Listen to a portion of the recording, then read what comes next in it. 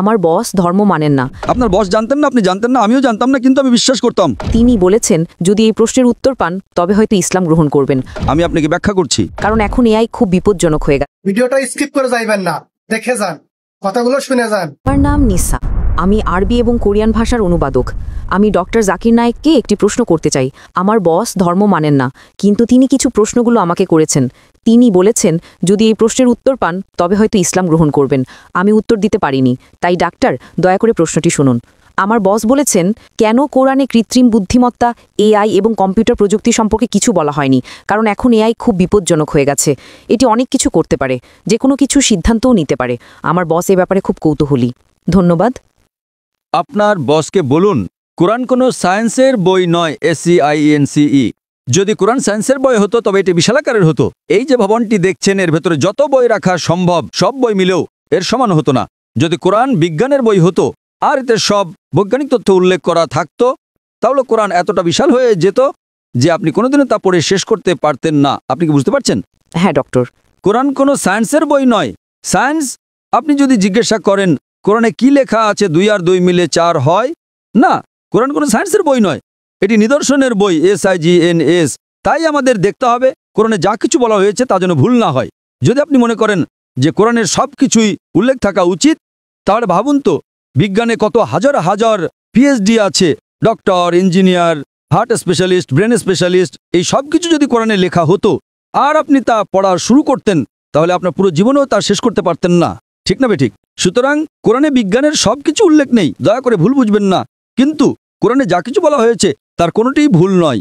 যদি কোরআনে এমন কোনো বৈজ্ঞানিক তত্ত্ব থাকে যা ভুল প্রমাণিত হয় তবে তা আল্লাহর পক্ষ থেকে হতে পারে না।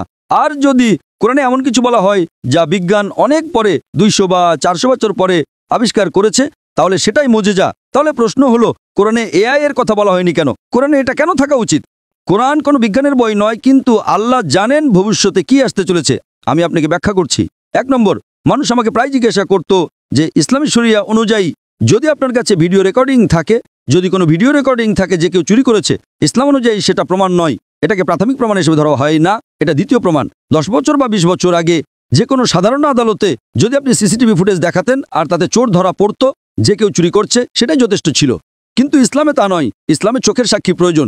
তখন মানুষ অবাক হয়ে বলতো এটা কেমন ধর্ম, কোনটা বেশি নির্ভরযোগ্য, প্রত্যক্ষদর্শী নাকি ভিডিও রেকর্ডিং, কোনটা ভালো, ভিডিও রেকর্ডিং ঠিক না ভুল? আপনার বসকে জিজ্ঞাসা করুন। সুতরাং 20 বছর আগে যদি আপনার কাছে ভিডিও রেকর্ডিং থাকতো তবে তা ইসলামের চেয়ে সুবিধাজনক না। প্রত্যক্ষদর্শী হলো প্রাথমিক প্রমাণ, ভিডিও রেকর্ডিং গ্রহণযোগ্য ছিল না।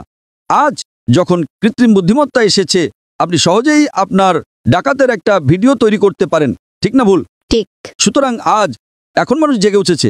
আজ এটি প্রাথমিক প্রমাণ নয়, তাই ইসলাম অনেক উন্নত। আল্লাহ জানতেন AI আসতে চলেছে। আপনি কি বুঝতে পারছেন? হ্যাঁ। আপনার বস জানতেন না, আপনি জানতেন না, আমিও জানতাম না, কিন্তু আমি বিশ্বাস করতাম।